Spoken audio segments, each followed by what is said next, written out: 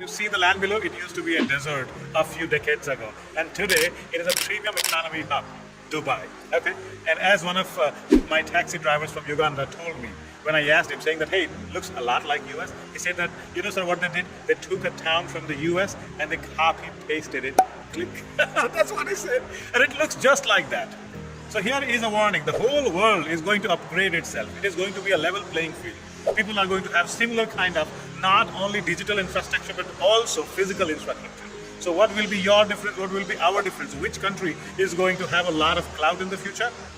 Only that country where the education is the best. Only those countries where children get the best education, they are more creative, more intelligent, and much better human beings. Yeah? Okay. If you like this video, please check out other videos and follow or subscribe. Other than that, make your children great at math, like them. 72 cube. 373,248.